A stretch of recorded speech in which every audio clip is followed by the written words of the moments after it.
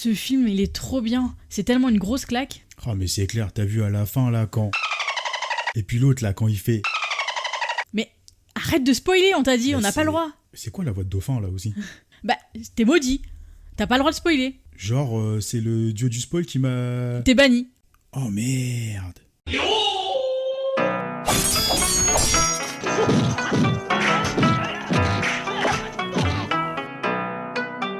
Nani? 俺は今日大変な一日でな。すこぶる機嫌が悪いんだ。Bienvenue à l'après-séance, le podcast chill dédié au cinéma asiatique. Aujourd'hui, on va parler pour cet épisode 3 du grand, du très très grand, Du magnifique. The Chaser. Donc il est sorti en 2008 et il a été réalisé par Na Hong-jin, qui a notamment fait The Murderer et The Strangers après. Donc sa fameuse trilogie des œufs. The Chaser, c'est son premier film. Et on va laisser Nico pitcher un petit peu. Allez, pitchons ce magnifique film. Oui, je spoil déjà. Alors, The Chaser, ça parle de quoi? Ça parle d'un proxénète, ancien flic, qui se retrouve dans une enquête forcée parce que plusieurs de ses filles ont disparu. Au début, il soupçonnait soit un trafic d'êtres humains, soit qu'elles arrêtaient tout, qu'elles avaient fugué ou qu'elles étaient complètement parties. Et en fait, il se rend compte que d'autres filles ont disparu auprès d'autres proxénètes. Et donc, il commence à mener l'enquête et savoir qu'est-ce qui s'est passé. Et là, dans ce film, dans le récit complet de ce film, le but, c'est d'en sauver une. En particulier parce qu'elle vient de se faire enlever et qu'il a forcé plus ou moins à y aller parce qu'il avait un doute sur ce type-là. Il s'est dit, vas-y, va là-bas, tu m'envoies un texto pour me donner l'adresse et moi, je rapplique. Sauf que, voilà, après, le film se développe et ça part en polar sombre, noir. Très sombre. En cacahuète. Ouais. Bon, pour ceux qui connaissent un peu le cinéma coréen des années 2000-2010, on est sur du polar bien sombre, souvent sur du cinéma de vengeance. Ici, c'est pas forcément le cas. On est sur un tout autre registre, on va dire. Ouais, c'est un thriller, je trouve, assez particulier parce que on sait tout de suite, dès la première scène, qui est le tueur. Exactement. Il n'y a aucune ambiguïté sur qui il est et il n'y a pas besoin d'aller chercher, en fait. Le principe du film n'est pas d'aller deviner qui l'a fait, mais d'aller prouver qu'il l'a fait. Exactement. En bon quelqu'un, c'est un whodunit. On est vraiment sur une chasse à l'homme. Ouais. Sur une chasse aux indices, et à la vérité, aux preuves, à l'inculpation. Du coup, on sort complètement du polar qu'on connaît dans le style hollywoodien ou même du cinéma coréen, justement, de ces débuts années 2000.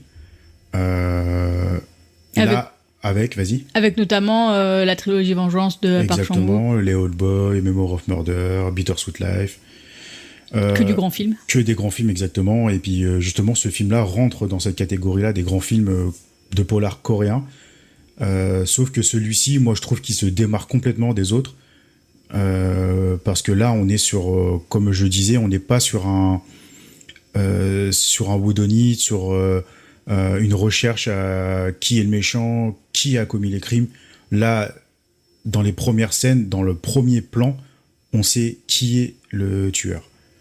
Et la première partie, c'est une masterclass de maîtrise. En une scène, on comprend tout ce qui s'est passé avec ce tueur-là. On sait comment il a sévi, on sait pourquoi plus ou moins il sévit, on sait où il sévit, et en fait c'est tellement bien monté, il y a très très peu de dialogue. On est sur un état des lieux, un état des lieux des scènes du crime, un état des lieux du quartier.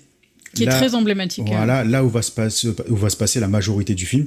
Et justement, ce quartier, justement, va prendre une place importante dans le récit, parce que ça reste un petit quartier résidentiel.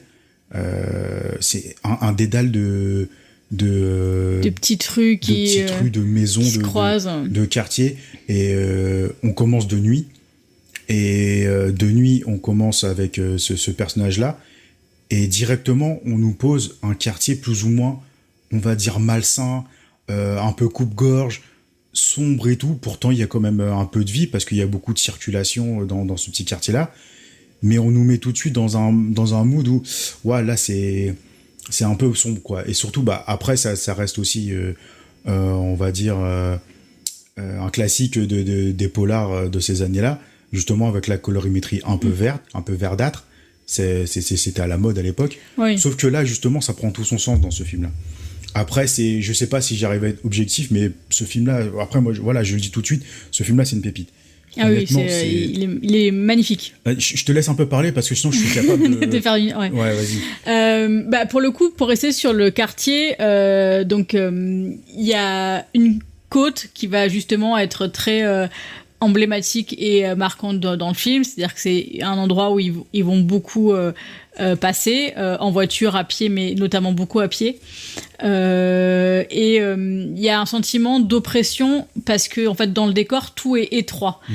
Donc soit quand il fait nuit mais même quand il fait jour, il y a très peu de place pour il n'y a pas de grands espaces, il n'y a pas d'endroit où le regard peut aller et peut un peu s'enfuir. Donc on est très vite enfermé dans le décor et ça, on va dire, accentue l'état de tension dans lequel on est quand on regarde le film. Exactement. Et puis même quand tu dis, moi je te coupe, mais le fait que tu parles de jour et de nuit, moi justement j'ai ce ressenti-là où en fait, comme on commence de nuit, on sait qu'on suit un tueur, on est dans un moment d'oppression, un peu malsain, et tout de suite, de la première scène de jour, dans la même ruelle avec le même plan, tout de suite on se sent libéré, on sent qu'on est en sécurité, alors qu'exactement le même plan, la même maison où tous les crimes se passent, et pourtant le soleil rajoute quelque chose où on se dit « Ah, là il y a une lueur d'espoir, là il y a quelque chose qui va se passer, là on reprend confiance en l'humanité, en la vie. » Alors qu'on sait quand même ce qui s'est passé, parce que juste sur le plan justement, il y a un élément qui est récurrent dans deux scènes entre le plan de nuit et le plan de jour et qui veut tout dire en fait sur ce qui s'est passé et ce que le personnage a fait. Exactement. Donc, et après on peut pas, justement parce que la scène de jour elle arrive très très tard dans le film et ça reste on va dire le début du dénouement du film et là on va pas en parler. Mais justement, cette scène de jour, même si on arrive à avoir une lueur d'espoir, et après, on va dire que la suite du film va continuer sur cette masterclass de mise en scène, à nous mettre dans une sorte de tension, même de jour. En fait, on arrive à basculer de jour et de nuit dans la même tension. Le premier passage de jour, on commence à reprendre espoir, et tout de suite derrière, on retourne dans une mise en scène effrénée et qui nous emmène dans un côté encore plus étouffant que même si c'était de nuit, et on retourne dans une tension mais permanente, et on a juste ces petites lueurs d'espoir là avec la première lueur de jour, et en fait le film nous lâche, mais à aucun moment il nous lâche jamais, quoi. On est toujours en tension, on est toujours oppressé, et ça va être comme ça jusqu'au bout. Et il y a en plus le côté où il y a une course contre la montre, c'est-à-dire que les personnages, eux, ont une échéance hyper courte pour pouvoir arriver à prouver que le tueur est bien le tueur. Exactement. Et donc on les suit dans un espèce... La timeline, elle est très courte, puisque c'est une nuit ou deux, peut-être... Moins de 24 heures. Parce que on parle à un moment donné d'une séquence de 12 heures, donc on va pas dire pourquoi. Ils sont déjà dans plein milieu de la nuit. Donc, et ça se passe entre 12 et 24 heures. Après, il y a peut-être un peu avant et un peu après, mais on va dire le principal de l'histoire, c'est vraiment ça. Et donc, il y a toute la tension aussi qui est mise en place parce qu'on sait qu'ils n'ont pas beaucoup de temps. Et Exactement. On sait qu'il y a un gros risque pour qu'ils ne puissent pas... Une course à la montre. Voilà, ils ne peuvent pas y arriver. Parce qu'on ne l'a pas dit, mais le film ne tourne pas exclusivement autour de ça. On a le protagoniste, donc un ancien proxénète, justement, où déjà on nous met dans un personnage où on sait où ce qu'il fait, c'est pas très glorieux, on va dire, et à côté on a un serial killer. Donc, qui est pas plus glorieux. voilà, donc déjà on est sur 2 protagonistes un peu sombres, on va dire, dans leur métier, si on peut appeler ça un métier, parce qu'on dit qu'il n'y a pas de sous-métier, mais il y avait... Ouais, voilà. J'ouvre le débat. Et à côté, faut pas oublier qu'on a aussi la police. La police qui a un rôle très important. Et d'ailleurs, dans ce film-là, et même dans quelques films coréens, voilà, c'est un constat que je me suis fait. Soit les réalisateurs coréens, ils aiment vraiment pas la police coréenne, ou soit ils sont vraiment incompétents au quotidien. Parce que là, on est sur un niveau d'incompétence dans ce film-là et dans quelques autres films que je pourrais pas reciter là parce que j'ai pas envie de me tromper, mais je pense qu'on reparlera parce que on reviendra sur d'autres films et je pense que ce côté-là, on va le retrouver. Mais dans ce film-là, l'incompétence de la police, elle est flagrante. Ouais, et en plus, il y a plusieurs niveaux de police. C'est-à-dire qu'on va vraiment avoir les officiers de base qui vont être dans leur petit parloir, une petite maison dans la rue, là, leur petite guinguette qui sert pour la... Et après, il y a les officiers, il y a des détectives, il y a après on va dire les chefs qui vont intervenir. Et ça fait un peu un melting pot et un brouhaha permanent quand la police essaye de faire quelque chose, quoi. Exactement. Et puis on a l'impression que juste entre eux, en réunissant tout ce bonbon-là dans une pièce, on voit qu'ils rament complètement. Ils tournent en rond. Et à côté de ça, il y a l'ancien policier, donc le proxénète, notre héros du film, qui lui, justement, va mener l'enquête d'une main de maître, d'une main mise, où il va prendre tout pour lui. Et on va le suivre dans ce dédale de petits quartiers coréens à rechercher j'allais dire sa fille, mais c'est pas sa fille biologique. On va dire c'est sa fille comme il l'appelle dans le métier en fait du proxénétisme. Et ça sera une course effrénée dans tout le long du film. Et d'ailleurs, en parlant de course effrénée, on peut parler aussi des scènes de course-poursuite qui sont les seuls moments entre guillemets d'action du film, mais là on est sur des courses-poursuites à pied. Ouais, et ça nous fatigue en même temps qu'on a vraiment l'impression d'avoir fait le marathon en même temps. Tu parlais de la côte du début, et c'est exactement ça. C'est une côte. Enfin, le quartier résidentiel est tout en hauteur, tout en long, tout en hauteur, avec des dédales de rue à gauche, à droite. Et on voit les protagonistes courir là-dedans, monter côte, descente, saut par-dessus les escaliers, les poubelles dans les petites ruelles. C'est impressionnant. Même, ça va beaucoup plus vite qu'un Fast and Furious. Il y a beaucoup plus d'enjeux, en fait. C'est que on sait justement qu'ils sont à pied, que... voilà, il y a vraiment le côté psychologique où on sait qui est le tueur, on sait le flic, a aussi un côté où l'ancien flic plutôt de vouloir absolument sauver, donc c'est Min-jin qu'elle s'appelle, et il y a cette tension donc physique. Moi je l'avais vraiment ce sentiment là quand on avait fait le premier visionnage il y a une dizaine d'années à peu près, où j'avais mal physiquement en fait. C'est vraiment, j'étais tendue, où c'était le côté mais on va où en fait, où ça va nous emmener, c'est de pas savoir du tout où le réalisateur veut nous emmener. Et en y réfléchissant, c'est une sensation que j'ai pas beaucoup retrouvée, hormis avec Get Out de Jordan Peele. Où vraiment je me suis rendu compte à la fin du film que j'avais les poings serrés pendant tout le film parce que je sais pas ce qui va se passer, et je suis en tendu en me disant mais qu'est-ce qui va leur arriver. Et The Chaser, ça a vraiment le même effet. C'est comme on sait dès le début qui est le tueur, ce qu'il a fait, et ben c'est ok, mais maintenant quoi, c'est ça. Et comme tu reste encore 1 heure de film et comme tu dis, on se dit mais quel est l'intérêt de regarder ce film justement. Non mais regardez-le. Et justement, tout l'intérêt est là. C'est toute la maîtrise du scénario, la maîtrise de la mise en scène de Naong Jin qui est incroyable. Et petit point, c'est son premier film. Il faut savoir que pour un premier film, en général, on peut tomber sur des très bons premiers films.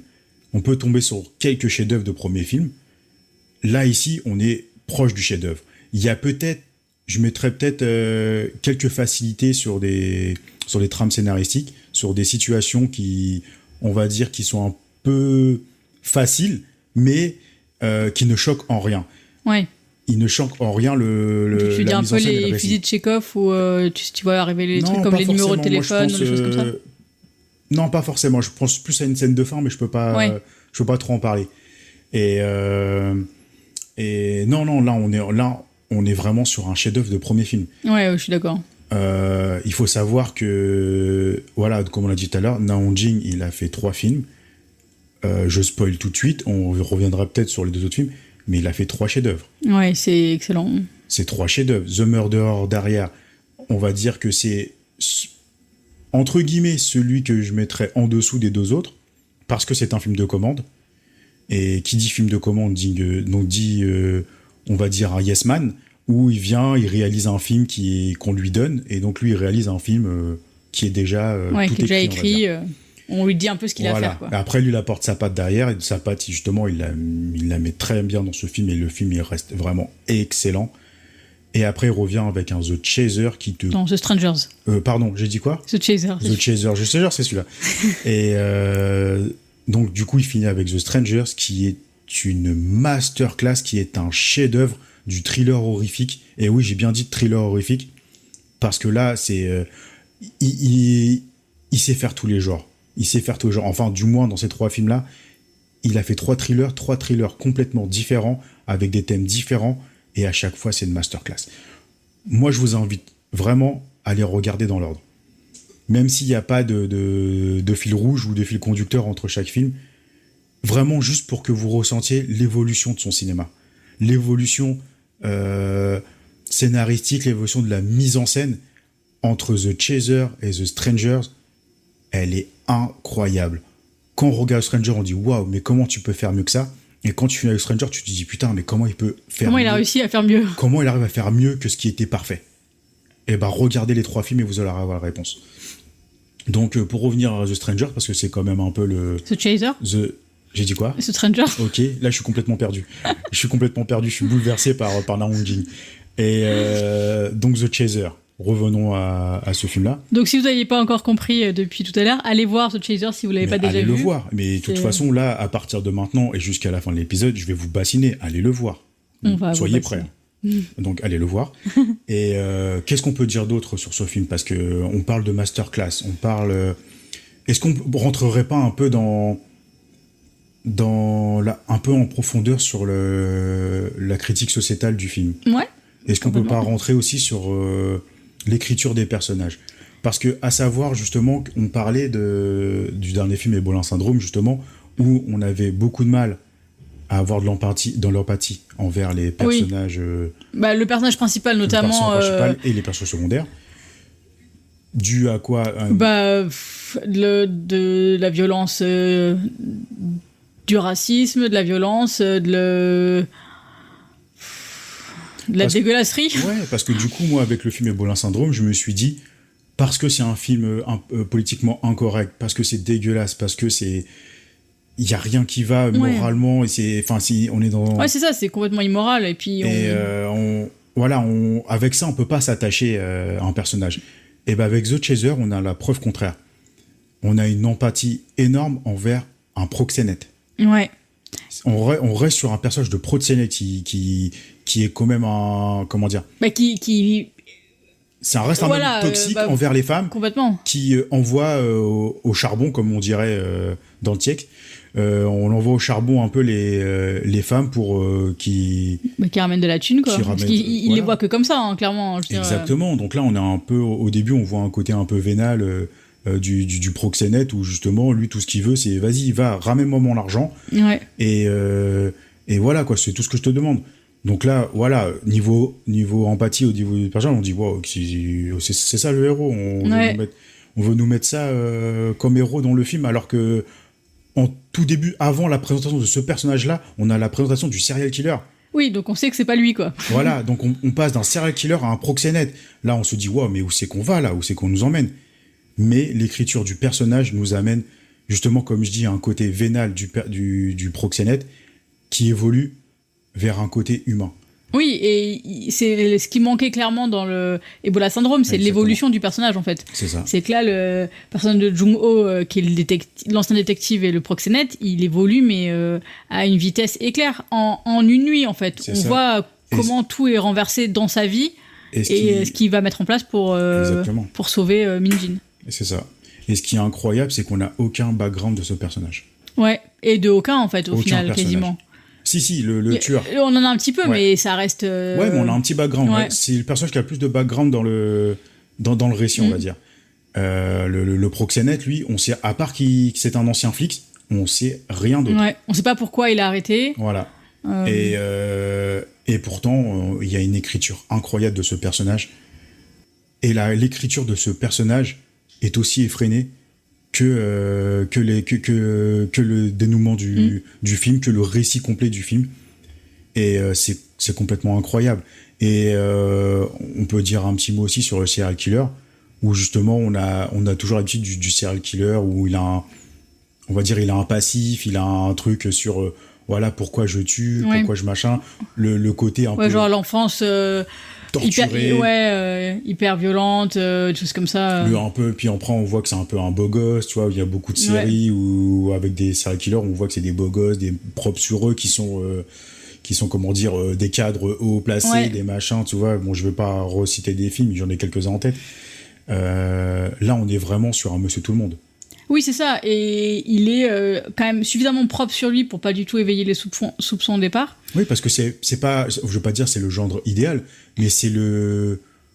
Ouais, c'est ça. C'est le petit homme propre sur lui, tout jeune, discret.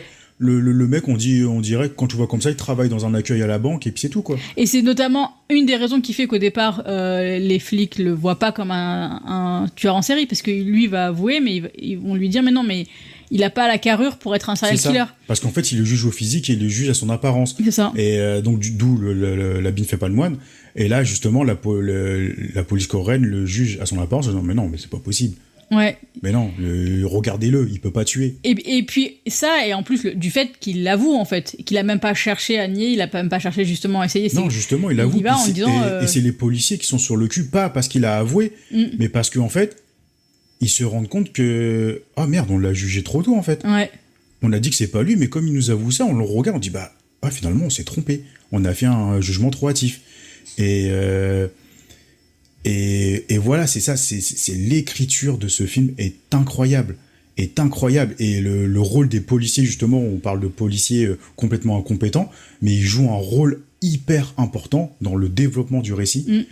Et c'est une masterclass. Donc, qu'est-ce que j'avais dit tout à l'heure ? Ah oui, allez voir le film.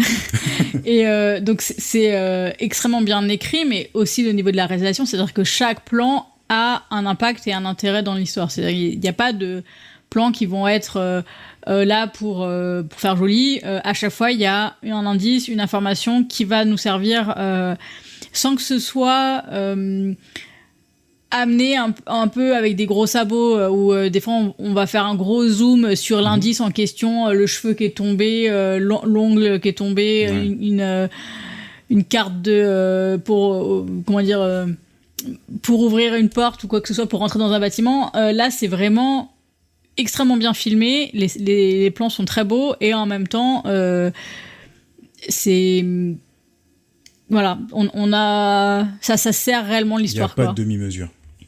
Donc c'est très beau mais c'est très crade quand même, je veux dire, bon, c'est en fait, c'est le contexte qui ramène le côté un peu crade du film. C'est comme on dit, la même scène avec le jour, tout de suite, ça enlève... ça change complètement ça change complètement la donne. Et finalement, c'est le même quartier, c'est les mêmes plans, juste de jour et de nuit. Donc ça nous prouve vraiment que déjà, le bonhomme sait filmer de nuit, déjà. Parce que les scènes de nuit, il faut dire que c'est compliqué à filmer. Là, après, on est dans des ruelles typiques coréennes avec des réverbères qui sont éclairés, qui éclairent la rue, justement, qui nous permettent de voir, on va dire, une profondeur dans ce dédale. Mais des fois, dans des ruelles, on voit pas de profondeur, justement, parce que tout de suite, on voit que c'est bien choisi comme quartier. On voit les grandes artères, on va dire, qui sont éclairées, et à côté, t'as les toutes petites qui sont très, très peu éclairées. Ouais.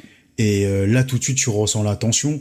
Et dans les scènes de course-poursuite, on voit que à n'importe quel moment, à n'importe quel virage, à n'importe quel saut d'escalier, tu peux perdre ta cible. Ouais. Et là, t'es en tension, tu te dis, waouh, puis quand tu le vois un peu ralentir ou être essoufflé, parce que oui, le film, voilà, on est en côte, c'est pas des grands sportifs, ça reste des personnes lambda, donc forcément, ça s'épuise vite, il y a pas trop de cardio. Mais nous, on est assis dans le canapé et on a zéro cardio. On est pareil qu'eux, on est essoufflé. C'est tellement bien filmé, c'est tellement bien écrit, c'est tellement bien storyboardé que à chaque virage, à chaque scène, à chaque mouvement de caméra, on a peur de perdre la cible. Et on est sous tension et essoufflé. Et on a peur de perdre la cible, mais en plus, c'est qu'on voit pas ce qu'il y a derrière comme rue. C'est-à-dire que c'est tellement en côte et c'est tellement à flanc de montagne qu'on on voit pas en fait plus loin que 10 mètres parce que y a un escalier, il y a un truc et donc on n'a pas du tout de visibilité sur l'ensemble du quartier, quoi. Exactement. Non, c'est vraiment incroyable. Donc allez voir The Chaser, s'il vous plaît. Merci, j'allais le dire. Et ouais, non, c'est une masterclass. C'est dommage qu'on spoil pas dans ce film parce que... Non, le spoil, c'est le mal, je te l'ai déjà dit. Ouais, de toute façon, vous l'avez entendu en intro. Hein, dès le début, j'ai voulu spoiler pour vous mettre dans le bain parce que voilà, nous, on sort du film... on sort du film et voilà, on est sous tension dans le truc et moi j'ai envie d'en parler tout de suite, je suis excité, je suis surexcité et non, on me met des bips derrière parce que j'ai pas le droit de spoiler. Non, mais je t'ai déjà dit, après Tucker et Dale fight le mal, Céline et Kiko fight le spoil. Donc voilà, si vous aviez pas encore compris, il faut aller voir le film. Si vous l'avez déjà vu, laissez-nous un commentaire en nous disant ce que vous en avez pensé, si ce qu'on dit résonne avec vous et vous êtes d'accord ou pas. Vous avez le droit de pas être d'accord avec nous, hein. On mord pas. Non, c'est sûr. Donc pour ceux qui l'ont vu, donc vous comprenez très bien, à part si vraiment vous n'avez pas aimé, ce qui peut arriver, hein. Mais ceux qui l'ont pas vu et qui ont vu quelques films coréens tels que Old Boy, Memory of Murder, j'en passe, Bittersweet Life ou on va dire le plus accessible de tous, on va dire, c'est J'ai rencontré le diable. J'ai rencontré le diable, merci. Voilà, si vous avez vu ce genre de film-là, vous savez à quoi vous attendre dans le cinéma, dans ce genre de film coréen. Mais là, on va dire, c'est tout complètement différent. Dans les films que j'ai cités, on est vraiment sur du polar, on va dire, sombre, où la violence, elle peut être extrême. Ouais. Il y a des films, notamment Old Boy et J'ai rencontré le diable, on est quand même dans une violence assez extrême, même si c'est pas non plus du Ebola syndrome, on va dire. Là, on est vraiment sur une course-poursuite, sur une chasse à l'homme, sur une course à la montre. Il y a quelques scènes graphiques, mais majoritairement, c'est plus un thriller psychologique, en fait. Oui, parce qu'il y a beaucoup de morts aussi, ça se passe hors champ aussi. On voit, il y a des morts qui se passent hors champ, et d'ailleurs, ça, c'est vraiment bien réalisé, parce qu'on n'a pas besoin de les voir, et on a mal quand même. Et on a très très mal. Donc oui, allez voir ce film. Alors nous on l'a vu sur Univers Ciné. Univers Ciné, c'est ça. Donc il est disponible en VOD chez eux pour 3 €, je crois. Ouais, 3 ou 4 €, quelque chose comme ça. 3 ou 4 €, donc franchement c'est pas cher pour une pépite, pour un chef-d'œuvre. Donc foncez, c'est un film très difficile à trouver aujourd'hui. Ouais. Je parle en connaissance de cause parce que on avait le DVD avant de venir au Québec et dans ma petite tête, je me suis dit non, mais DVD, vas-y, c'est une pépite, tu dois le racheter en Blu-ray. C'est ça. Sauf que maintenant, pour le trouver en Blu-ray, t'as intérêt à te lever très tôt. Ouais, surtout que le cinéma asiatique au Québec, c'est généralement sans les sous-titres français. Donc voilà. Donc on a du VO et puis basta, tu te démerdes avec ça. Et même en DVD, là aujourd'hui, je l'ai encore revu hier dans une boutique ici, j'aurais pu le prendre, mais $25 pour un DVD. Ça montre quand même la rareté du film et la qualité du film. Donc, si vous avez la possibilité, si vous tombez dessus, jetez-vous dessus. Si quelqu'un veut se séparer de son Blu-ray, vous avez mon Instagram, vous m'envoyez un message, on se fait un PayPal et voilà. On s'arrange. C'est une vraie annonce. Et ceux qui sont curieux de le voir, disponible en VOD sur Univers Ciné. Et il y a un bon catalogue, hein, il y a un très Ciné, très bon catalogue et si vous voulez pas vous abonner pour trop cher, Là, c'est 1 euro le premier mois, je crois. Oui, après, c'est genre 5 euros. C'est 5 euros. Après, vous pouvez vous désabonner facilement. Mais là, comme c'est un film à la carte, vous pouvez juste le prendre en VOD et c'est 4 euros, je crois, le film. Et c'est beaucoup moins cher qu'une place de ciné. C'est mieux que le piratage, parce que c'est le genre de film qu'il faut soutenir, même encore 15 ans après. Allez voir le film. Allez voir ce film, et c'est très important. Donc voilà, si vous aimez les polars, les thrillers, tout ça, on vous le recommande Ouais, vraiment. très très fortement. Si vous êtes curieux, justement, vous n'êtes pas trop habitué au cinéma coréen ou même asiatique, je pense que ça peut être une bonne entrée dans le genre dans le genre coréen. Parce que c'est un film, comme on disait, qui va assez vite et donc qui va nous capter très vite On s'ennuie pas. et qui en même temps amène plein de contre-pieds, plein de choses qu'on va pas avoir habituellement, et donc c'est pas du tout un film où on va se dire ah tiens, c'est un copier-coller de machin, c'est un copier-coller de Seven ou quoi que ce soit. Non, pas du tout. C'est vraiment un excellent film où qu'on peut apprécier, qu'on aime les thrillers ou pas, en fait. Exactement. Donc foncez voir ce film, laissez-nous des commentaires pour si vous voulez plus d'infos pour le prendre en VOD ou pour le regarder, pour nous dire si vraiment l'épisode vous a donné envie de le regarder. Ouais. Si vous l'avez vu, donnez-nous notre avis. Ah ouais, avec plaisir. Nous, comme on est vraiment fan du film. C'est même là on est carrément des groupies de ce film et du réalisateur même en général.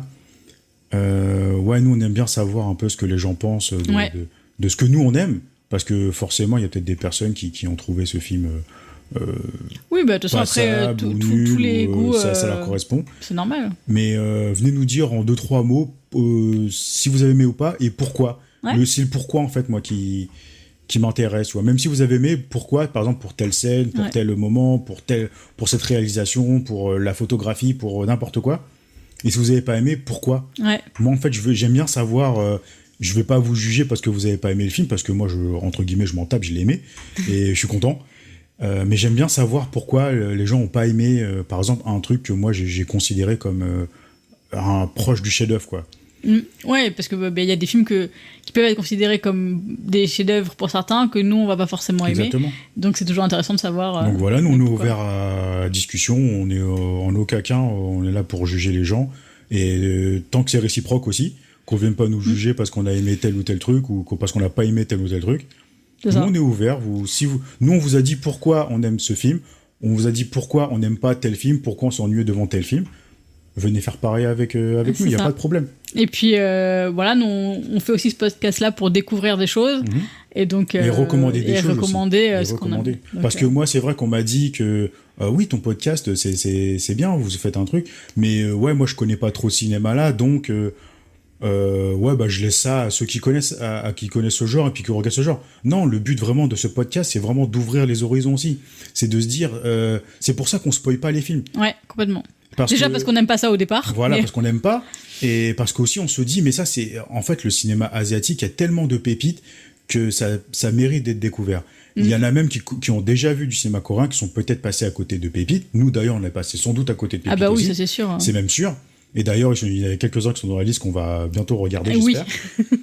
Et donc mettez-vous en tête que le podcast là, si vous êtes jusque-là, c'est que ça vous a intéressé. Si vous êtes arrivé au 3e épisode, c'est que voilà, ça vous intéresse d'en savoir plus. Donc nous, notre but, c'est d'ouvrir des horizons. Et si on arrive à entre guillemets engrainer 2-3 personnes à regarder tel ou tel film, nous ça nous fera énormément plaisir, parce que c'est le genre de cinéma que nous on adore. On n'est pas payé pour faire de la publicité. D'ailleurs on fait la publicité pour à gauche à droite. Nous on le fait gratuitement parce que ça nous fait plaisir. Donc voilà, nous il n'y a pas d'arrière-pensée, il n'y a pas de côté où nous on dit ce qu'on pense et on parle pour ceux qui ont les mêmes goûts que nous. Nous on parle pour ceux qui veulent être curieux, qui veulent découvrir des choses. Donc si vous êtes envie de découvrir des choses et puis d'explorer d'autres horizons, continuez à écouter le podcast, parce qu'il y a d'autres pépites qui vont arriver. Oh oui. et de tous les genres, et il y a forcément un film qui va vous intéresser. Si vous avez écouté ce podcast, et vous aimez un minimum le cinéma. C'est ça. Et donc, c'est pour ça qu'on est là. Exactement. Et donc, si vous aimez un minimum le cinéma, il y a au moins un film dans toutes les sélections qu'on a fait que vous allez trouver énormissime. Parce qu'il y a vraiment de tout, hein, pour le coup, on a été large. Donc voilà, c'était le petit message de retour de certaines personnes qui m'ont fait ce genre de retour-là, que je peux comprendre en fait. On a l'impression que voilà, on voit un podcast Cinéma Asie, bah c'est orienté Cinéma Asie, je ne connais pas, donc je ne vais pas écouter. Et bah non, écoutez justement. Écoutez, c'est le podcast à la base, c'est un média qui est fait aussi pour ça, qui est fait pour ouvrir des horizons, pour répondre à des questions sur tel ou tel sujet, pour découvrir de nouvelles passions.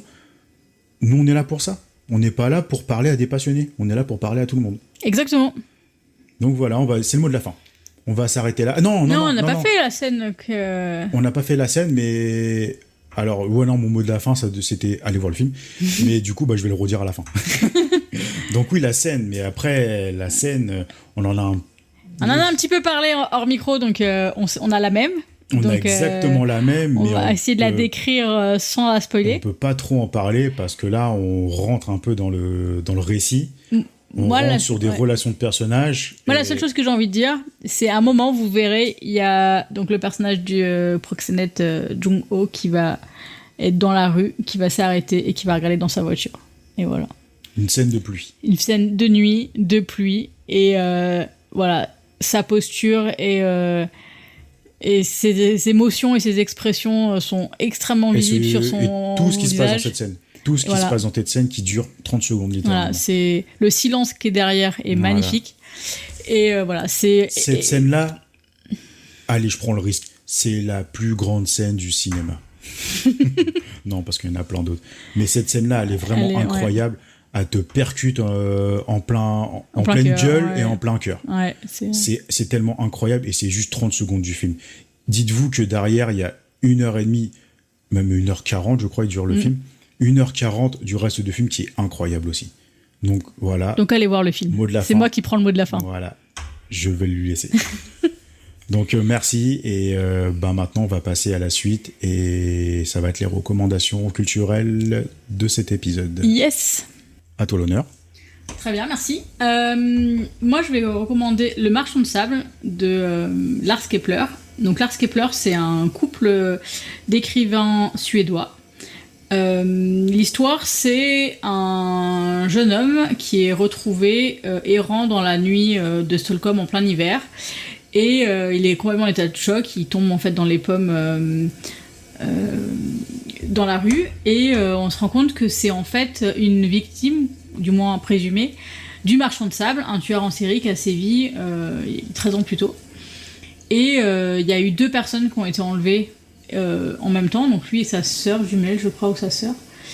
Sauf que le tueur en question est actuellement en prison haute sécurité. Et donc, qu'est-ce qui s'est passé ?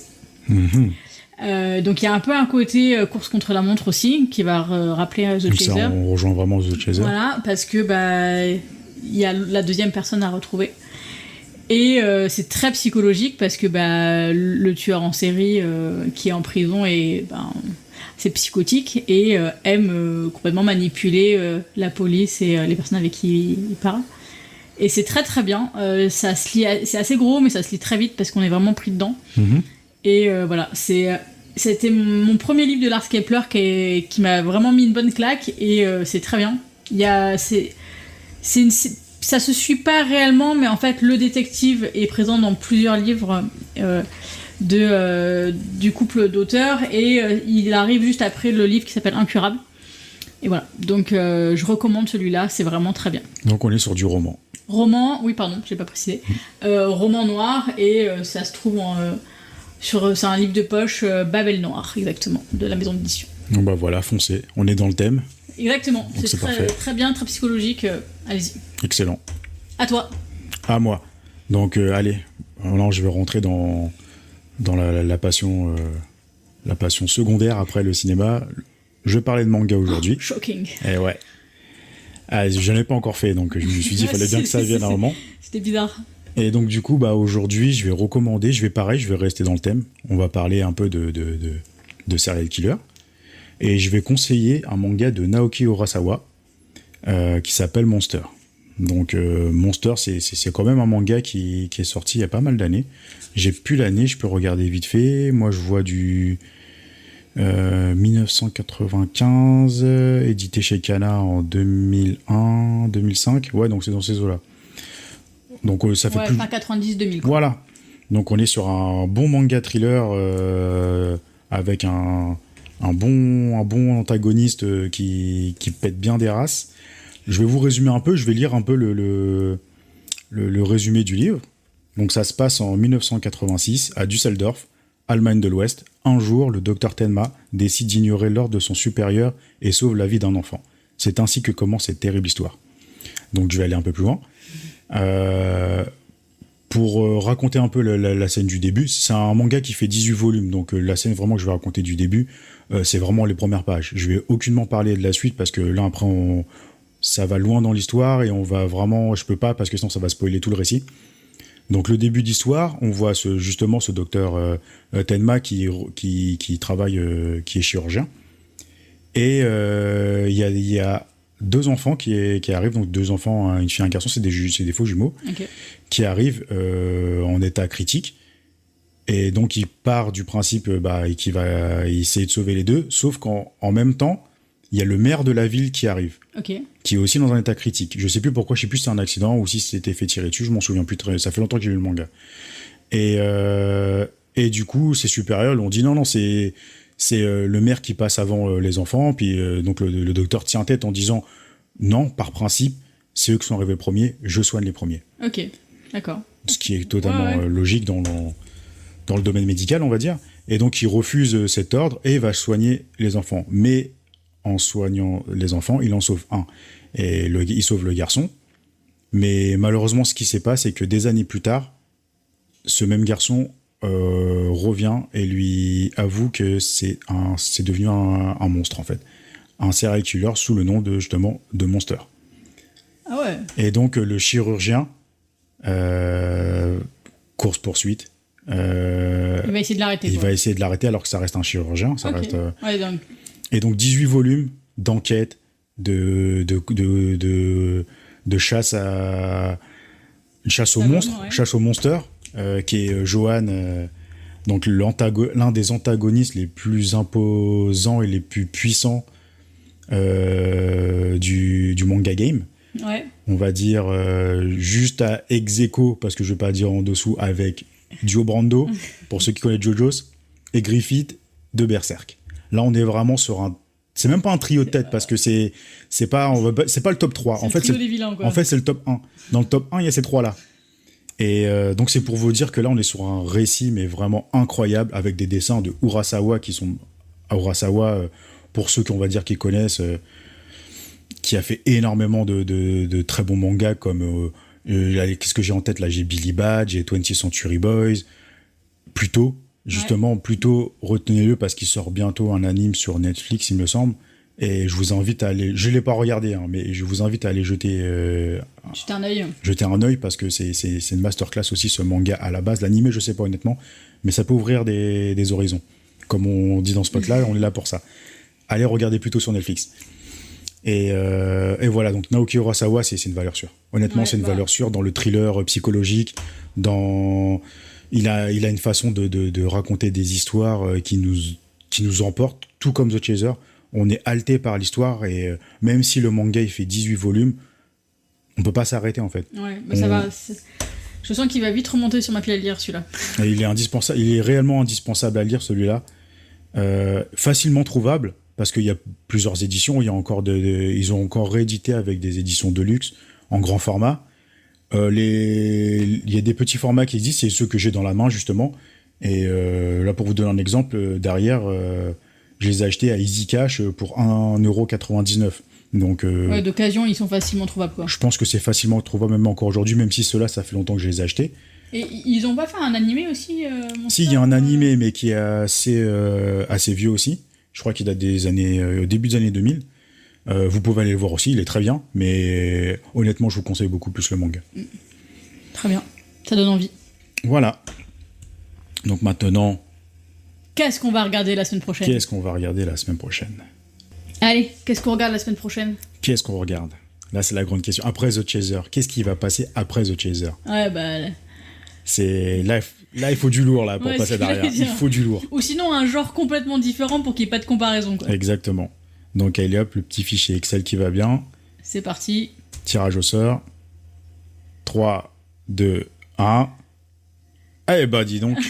The Murderer. The Murderer. Eh bah, ouais. Le Que- The numéro 2. Là, comment dire? Là, le destin a frappé à nos portes, là. Là, le destin est arrivé auprès de nous. Ils ont dit non, les mecs, vous avez tellement bien parlé de The Chaser que vous êtes obligés de parler de The Murderer. Ouais, derrière. c'est bien. Je sais pas si on va arriver à faire les 3 d'affilée.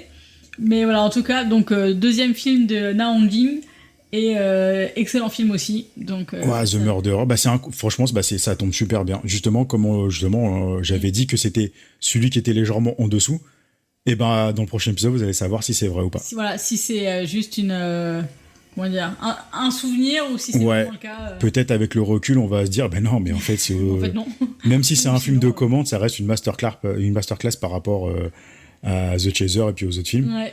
Donc, Mais bah, c'est parfait. Très hâte de le revoir. En plus, juste après The Chaser. C'est parfait. Et bah, on les avait vus avec assez d'écart. Ouais, bah, on les Plusieurs années a. d'écart, quoi. Ouais. Et bah, franchement, ça tombe super bien parce que si ça aurait été The Stranger, j'aurais dit, ah, c'est dommage, j'aurais préféré mater The Murderer. Surtout qu'en plus, juste avant, on vous a dit que c'est bien de le mater Ouais, dans l'ordre. dans l'ordre. Donc, bah là, du coup, The Murderer, c'est très bien. Après The Stranger, quand est-ce qu'il va tomber? On sait pas. On sait pas. Ce sera le hasard. Honnêtement, je crois pas qu'il va tomber 3 fois. Je suis pas sûr qu'on ait de la chance ouais, comme ça non, deux je fois de suis pas suite. sûr. Hein. Là, Me connaissant, ça va être compliqué. Là, déjà qu'il soit sorti, celui-là, c'est un miracle. Donc, ouais, voilà. Donc, ça va être The Murderer la semaine prochaine et je suis impatient de le revoir. Et je suis impatient de vous en parler. Donc, on sera de retour avec Na Hong-jin, Ouais. deuxième film de la trilogie des œufs. Et voilà. Et n'oubliez pas, allez voir The Chaser. Ouais. Et Allez voir The Chaser. Raison de plus, comme ça, allez voir The Chaser pendant que nous, on regarde The Murderer. Ça, vous pourrez avoir aussi Un avis sur The Murderer. sur la suite. Et même si vous êtes motivé, allez mater The Chaser et The Murderer et venez nous écouter pour voir si ça concorde avec votre version, avec votre vision. Avec ce que vous avez ressenti pendant le film. Donc voilà, bah écoutez, merci de nous avoir écoutés jusqu'au bout. Donc l'épisode là va être un peu plus long, mais là c'était mérité. Complètement. C'était clairement mérité. Et continuez à nous suivre. Bah, sur les réseaux, Sur les sur réseaux. Spotify, sur notre page Instagram, La Préséance Podcast. Mhm. Pensez à vous abonner sur la plateforme que vous utilisez pour écouter le podcast pour que vous puissiez être notifié dès que un nouvel épisode sort. Et si possible, si vous pouvez passer par Spotify, ça serait même encore mieux. Nous mettre, si vraiment vous adorez, nous mettre un petit 5 étoiles sur notre page. Comme ça va nous permettre d'avoir une meilleure visibilité pour les autres. Et nous donner de la force, tout simplement. Ouais, ça nous fait plaisir. Nous, ça nous fait plaisir de se dire que vous avez aimé. ce qu'on fait à notre échelle, ça plaît et qu'on puisse continuer. De toute façon, dans tous les cas, même on continuera parce que nous, on a tellement pris plaisir. On prend même encore actuellement plaisir À faire ça. Donc, à faire ça que on va même pas s'arrêter. Et même limite, si vous voulez plus nous écouter, on le fera que pour nous. Et on aura des épisodes pour nous et puis c'est tout aussi bien. Mais en tout cas, merci d'être arrivé jusque-là. Et on espère que vous allez continuer avec nous l'aventure parce qu'on a tellement de choses à voir, il y aura tellement de pépites à décrypter, à vous faire... faire découvrir. Donc merci de nous suivre dans cette aventure Voilà. de revisionnage de nos films doudous et de découverte de nouveaux films, d'anciens et nouveaux films. Donc voilà, merci beaucoup et vraiment merci énormément parce que c'est grâce à vos écoutes, c'est grâce à vous qui écoutez là jusqu'à la fin qui allons nous permettre de nous améliorer, à nous surpasser pour vous proposer des épisodes de plus grande qualité. On parlera encore avec un peu plus de passion, Ouais, on va avoir plus d'envie, toujours chill, mais passionné. voilà. Donc merci, voilà, on n'arrêtera jamais de vous dire merci parce que c'est grâce à vous qu'on continue, c'est grâce à vous qu'on en est là et voilà. Et on espère que vous allez continuer l'aventure avec nous. C'est ça. Merci à vous et allez voir The Chaser. Et allez voir The Chaser. Ciao tout le monde. Bye bye.